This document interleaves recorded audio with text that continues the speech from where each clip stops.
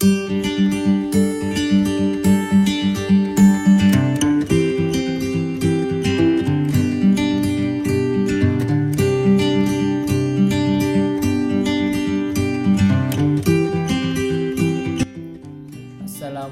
warahmatullahi wabarakatuh. Perkenalkan, nama saya Andi Nasruddin. Pada kesempatan kali ini, saya akan membahas tentang keterkaitan iptek dan Islam, kandungan surat Ar-Rahman ayat 24. Berikut penjelasannya.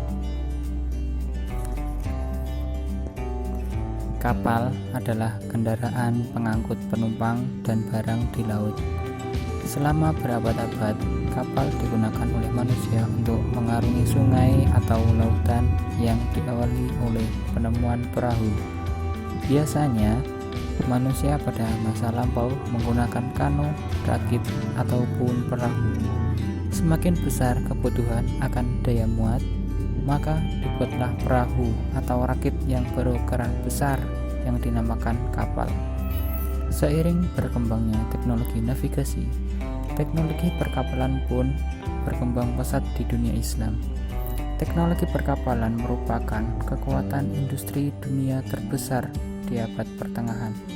Ketika itu, umat Islam memiliki begitu banyak pelabuhan yang ramai dan padat. Sepanjang daerah pantai kota-kota Islam, banyak berdiri pusat-pusat pembuatan dan perakitan kapal. Setiap negeri muslim menciptakan kapal dengan model dan jenis yang berbeda-beda. Selain membuat kapal untuk tujuan berniaga, pada era itu umat Islam juga gencar membuat kapal-kapal perang. Kapal perang dibangun untuk memperkokoh pertahanan wilayah kekuasaan kekhalifahan Islam di lautan. Sehingga ketika itu kekhalifahan Islam tak hanya tangguh di darat, namun juga kuat di lautan. Rancangan kapal perang pada saat itu dibuat agar memuat hingga 1.500 orang. Sedangkan kapal niaga dibuat lebar dan besar sehingga mampu menampung hingga 1.000 ton. Perkembangan penelitian tentang kapal telah tertulis dalam Al-Quran seperti pada surat Ar-Rahman ayat 24. A'udzu billahi minasyaitonir rajim. Bismillahirrahmanirrahim. Walahul jawaril munsya'atu fil bahri kal a'lam. Yang artinya, dan kepunyaannya lah bahtera-bahtera yang tinggi layarnya di lautan laksana gunung-gunung. Menurut tafsir Ibnu Katsir, bahwa yang dimaksud dengan munsya'at ialah kapal yang mempunyai layar yang tinggi, yakni berukuran besar dan lebar. Sedangkan kapal yang tidak demikian, keadaannya bukan dinamakan munsya'at. Qatadah mengatakan bahwa munsya'at artinya yang menciptakan, sedangkan ulama lainnya mengatakan artinya perahu tradisional.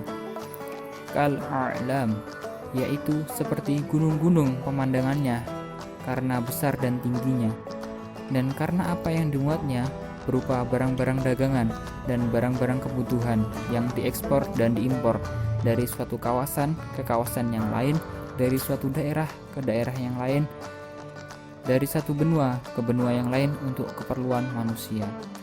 Perkembangan penelitian tentang kapal telah tertulis dalam Al-Quran. Allah telah memberikan isyarat bahwa akan ada masa di mana manusia dapat membuat kapal yang ketika berlayar terlihat seperti besar dan tinggi layaknya gunung. Dan ini telah terbukti pada zaman ini. Manusia telah berlomba-lomba dalam mengembangkan ilmu pengetahuan dan teknologi, di mana manusia dapat menciptakan kapal setinggi menara, sebesar gedung, di mana pesawat dapat mendarat di atasnya. Tidak terbatas pada hal tersebut, manusia juga dapat membuat kapal pesiar dengan puluhan tingkat lantai dengan segala kemewahannya ditujukan untuk mengangkut manusia. Al-Quran sebagai ayat-ayat qauliyah Allah tidaklah bertentangan dengan ayat-ayat kauniyahnya. Bila keduanya dikatakan sebagai ayat Allah atau bukti Allah, maka tidak akan terjadi kontradiksi atau penolakan. Hal ini juga diartikan bahwa iradah syariah atau kehendak Allah yang tertulis dalam kalam Al-Quran sejalan dengan iradah kauniyahnya yang dapat kita temukan di alam. Terima kasih. Wassalamualaikum warahmatullahi wabarakatuh. Ingat, tetap di rumah saja.